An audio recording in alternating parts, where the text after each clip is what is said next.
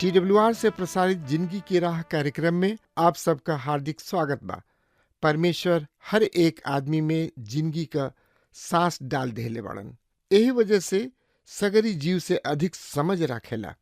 तब वो जिंदगी में मानसिक संतुलन और अशांति के बीचा में जिएला। यही खातिर ये सिलसिलावार बाइबल का अध्ययन आप लोगन की सेवा में प्रस्तुत कइल जाता कि जिंदगी जिए का सही ढंग जान सकें। कृपा करके देखी और सुनी ताकि परमेश्वर आपकी जिंदगी का रास्ता दिखावस। दया करी प्रभु रउआ दया करे ना हो, दया करे ना भक्त करेलन को हरिया, दया करे ना भक्त करेलन को हरिया, दया करे ना। दया करी प्रभु रउआ दया करे ना हो, दया करे ना।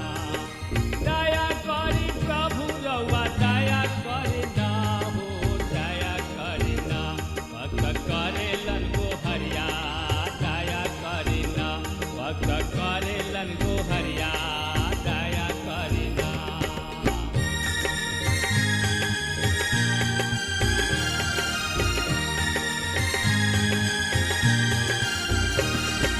दया करी कृष्ण रउआ दया करे ना हो, दया करे ना। दया करी कृष्ण रउआ दया करे ना हो, दया करे ना। पापी करेलन विनित्या, दया करे ना। पापी करेलन विनित्या, दया करे ना।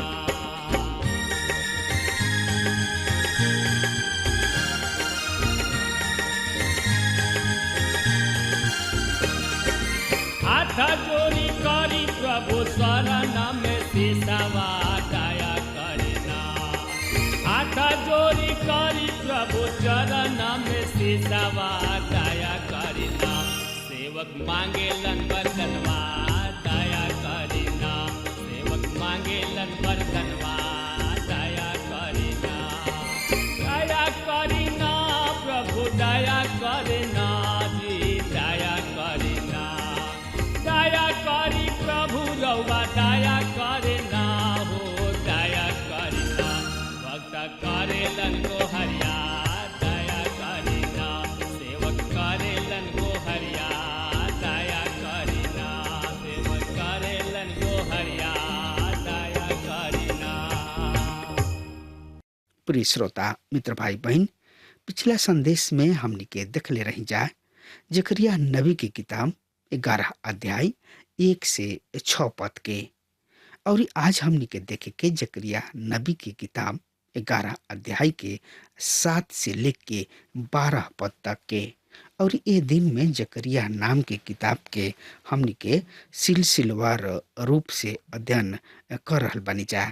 हाँ त श्रोता मित्र भाई बहन, जकरिया की किताब पुराना नियम के 38वां किताब ह। ये अध्याय के लेखक हमें जकरिया।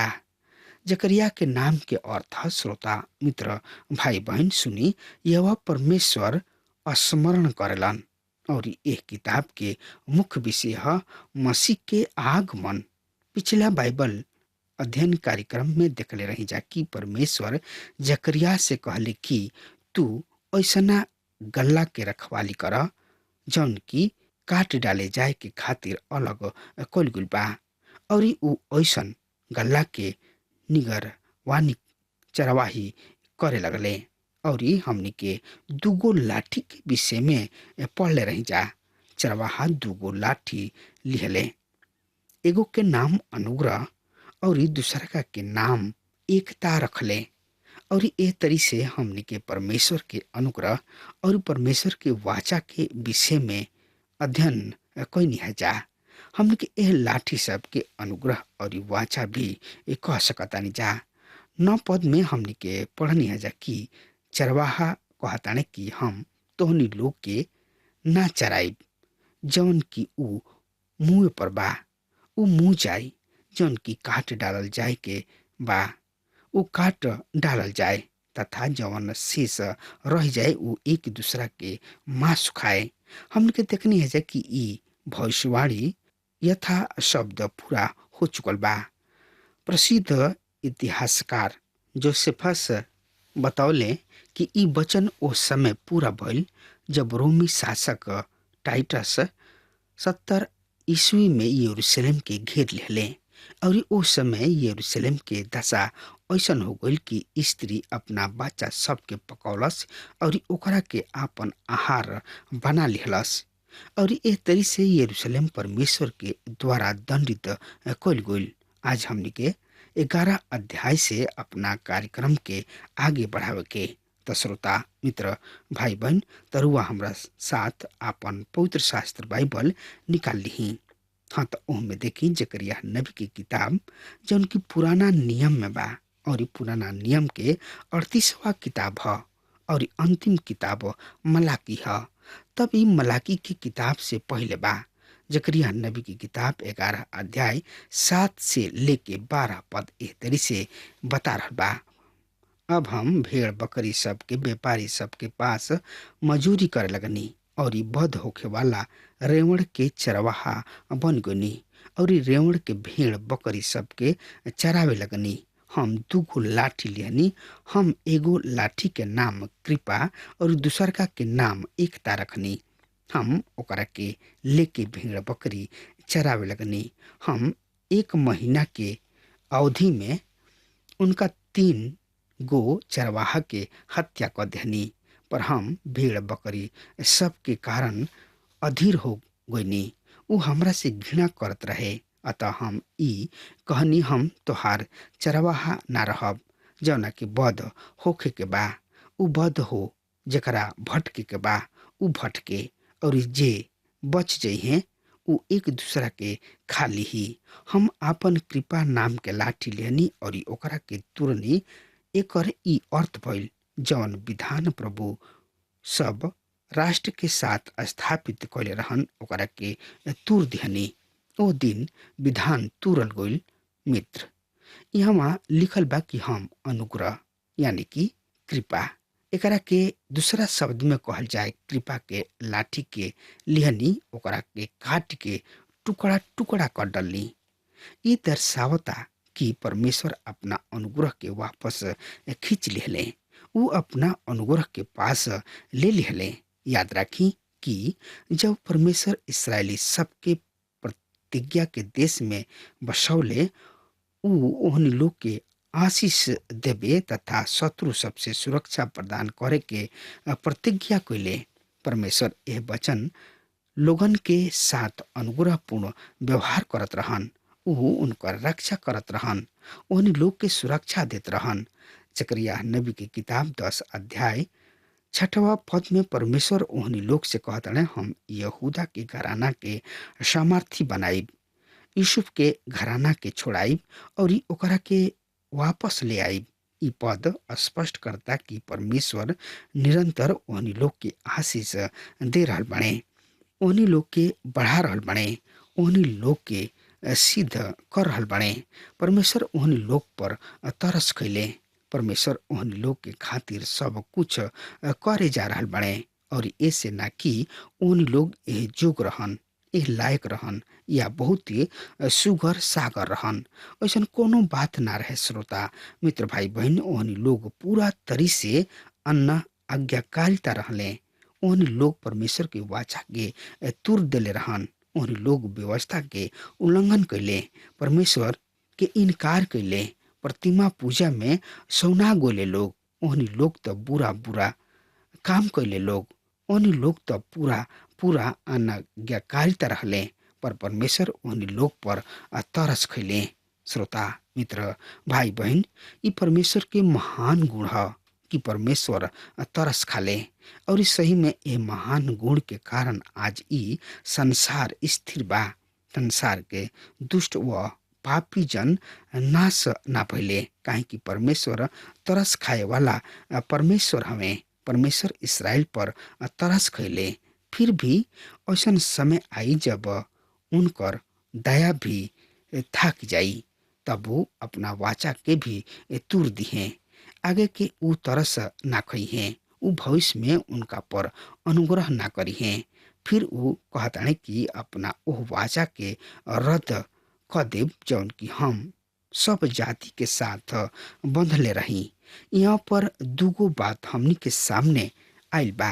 फिर हम अनुग्रह नाम आपन लाठी लेनी और ओकरा के काट के टुकड़ा टुकड़ा क देनी कि आपन ओह वाचा के रद्द क दही जौन कि हम सब जाति के साथ बनले रही।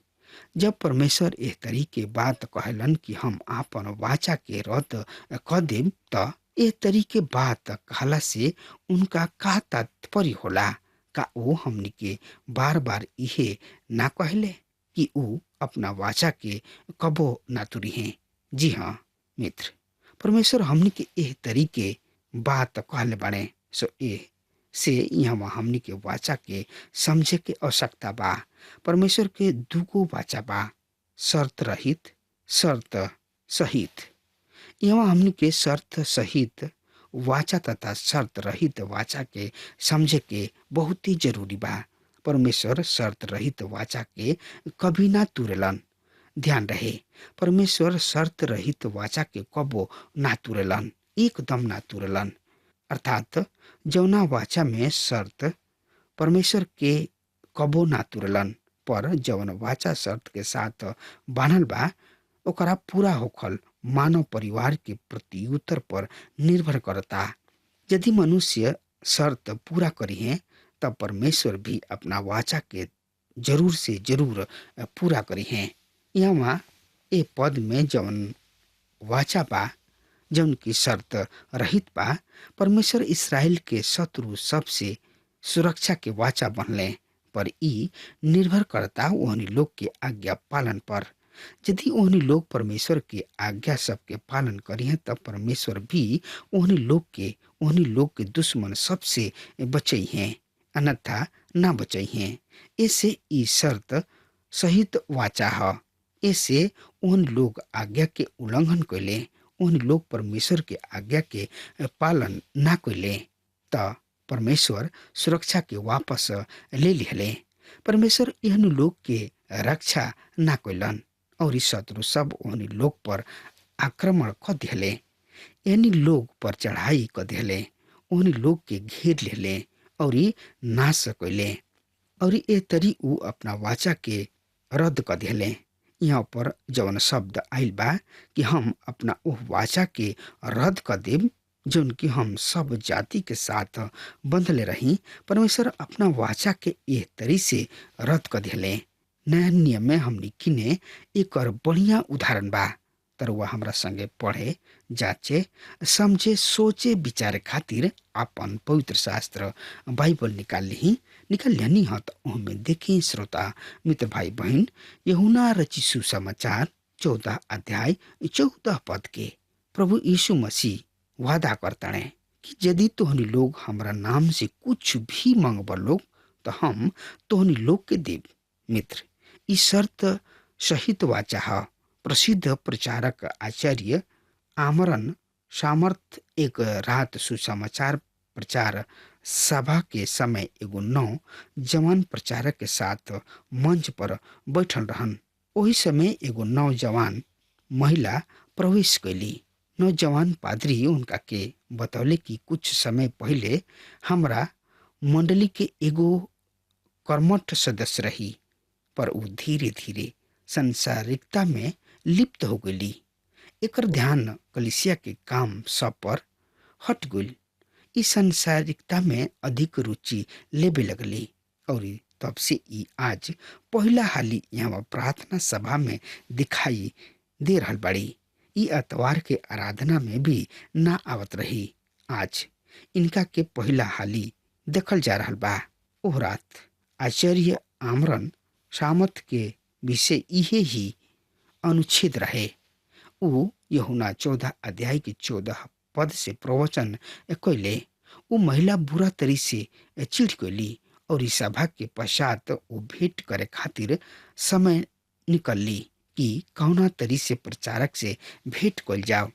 और इस सभा के पश्चात वो प्रचारक से भेंट करे खातिर पहुंच गई कि कौना तरी से प्रचारक से भेंट कल जाओ। और इस सभा के पश्चात वो प्रचारक से भेंट करे खातिर पहुंच गई और बड़ा ही क्रोध में बोलली, तू ई बात कहे के साहस कैसे कैला हा?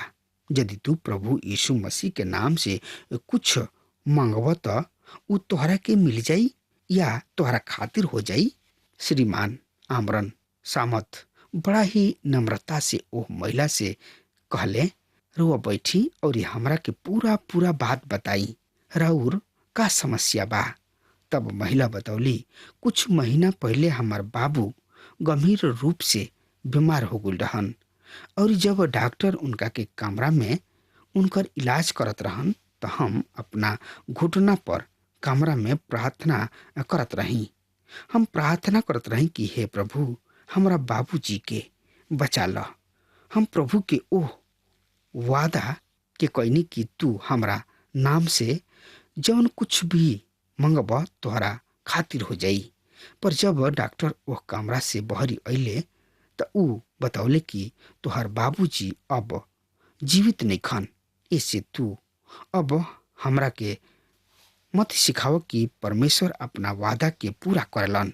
श्रीमान आमरन सामत कहले, का तू अगला पद के पढ़ल हुआ जहाँ ई लिखल बा कि यदि तू हमरा से प्रेम करेला त हमरा आज्ञा सब के पालन करबा।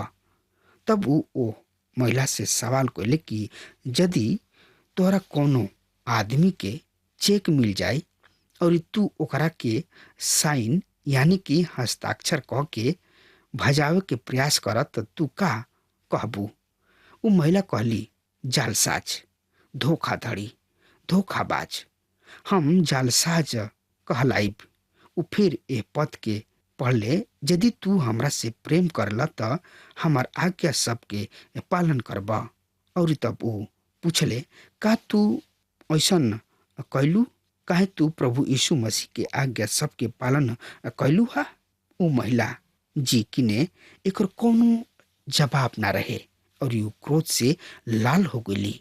वो महिला कोनो अन्य आदमी के नाम चेक के खुद भजावे के प्रयास करत रही। प्रभु यीशु मसीह के प्रतिज्ञा ओ आदमी के खातिर है जे उनका से प्रेम करलन और उनका आज्ञा सबके पालन करलन। यह उ सही आदमी हमें जौन की चेक के भजावे सकेलन, ओकरा प्रति आज्ञाकारी होकल, उनका प्रति हमन के प्रेम के प्रमाणित करलन, दर्शावलन और उनकर प्रतिज्ञा उनका खातिर है जे उनका से प्रेम करलन। अन्य आदमी ए चेक के नेके भजा सकत, उ इस प्रतिज्ञा के लाभ नेके उठा सकत।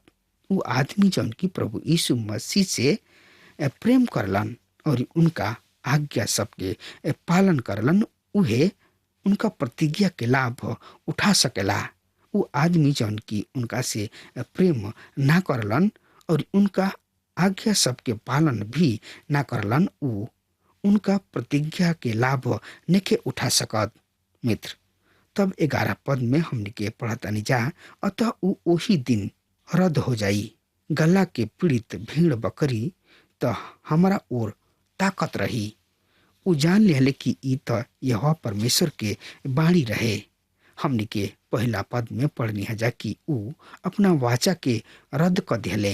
ये वाचा के रद्द करी जौन की हम सब जाति के साथ बंधले रही, काहे कि परमेश्वर के लोग और सब जाति परमेश्वर के आज्ञा के पालन ना कइले। यहाँ हम 11 पद में गला के पीड़ित भेड़ बकरी सब के विषय में पढ़तानी। ई ओह वचन लोगन के संदर्भ में बा जौन की परमेश्वर के आज्ञा सब के पालन कइले और परमेश्वर के वचन पर विश्वास कइले। ई उ भेड़ ह जौन की उनका ओर ताकत रही और उ परमेश्वर के वाणी के पहचाने ले। उ जान लिहले कि ई त यह परमेश्वर के वाणी रहे। मित्र, हमने खातिर मूल बात ई बा कि एगो विश्वासी होके के नाते हमनी के परमेश्वर के वचन पर विश्वास करी जा। यदि रुआ ई विश्वास नहीं करत कि बाइबल पवित्र शास्त्र परमेश्वर के वचन है, तो रुआ अपना मसीही जिंदगी में विकास नहीं कर सकत। यदि रुआ अपना जिंदगी में विकास देखे चाहतानी तो सबसे पहले रुआ के ई विश्वास करे के बा कि बाइबल पवित्र शास्त्र परमेश्वर के जीवित और सत्य वचन है, पवित्र वचन है। तब रुआ उनका पर ध्यान कर सकतानी, ओकरा के पढ़ सकतानी, ओकर अध्ययन कर सकतानी, ओकरा अपन मनन चिंतन कर सकतानी और यह मनन के द्वारा रुआ मसीही जिंदगी में निश्चित रूप से विकास हो सकता। रुआ के परमेश्वर के वचन पर आपन विश्वास दृढ़ करे के होई। और जब रुआ वचन के अध्ययन करब, ध्यान दी कि रुआ के खुद परमेश्वर के वचन पर आपन विश्वास के साथ यह वचन के अध्ययन करे के बा। तब परमेश्वर के अर्थ है कि उ रुआ के विश्वास में रुआ के और भी स्थिर करी है। और हमनी के ई प्रमाणित करे के आवश्यकता नहीं कि हमनी के एकरा में समय नष्ट करे के जरूरी भी नहीं कि पवित्र शास्त्र बाइबल परमेश्वर के वचन है। ई काम तो परमेश्वर के है, उ खुद एकरा के प्रमाणित करलन कि ई परमेश्वर के वचन है। हमनी के ई हो प्रमाणित करे के आवश्यकता नहीं कि प्रभु यीशु मसीह परमेश्वर के बेटा हमें, उ सिद्ध मानव हमें, उ उद्धारकर्ता हमें, उ खुद परमेश्वर हमें। हमनी के एकरा के प्रमाणित करे के जरूरी नहीं।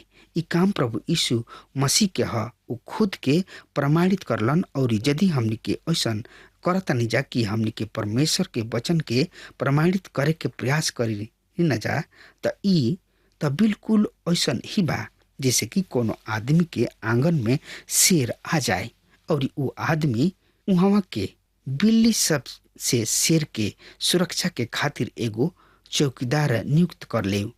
वास्तविकता ई बा कि रुआ के तो केवल पिंजड़ा के द्वार खोले के बा और शेर खुद आपन रक्षा कर ली। वरन स्थिति एकरा विपरीत भी हो सकता। श्रोता मित्र भाई बहन, हमनी के परमेश्वर के प्रमाणित करे के आवश्यकता नहीं। हमनी के पवित्र बाइबल के प्रमाणित करे के कोनो आवश्यकता नहीं। वो खुद में परमेश्वर हमें और सामर्थी हमें, वो खुद अपना आप के प्रमाणित करे वाला परमेश्वर हमें। अब हमार समय खत्म हो रहा बा, तब तक खातिर रुआ हमरा के आज्ञा दी। परमेश्वर रुआ के बहुत ही आशीष दे। आमीन।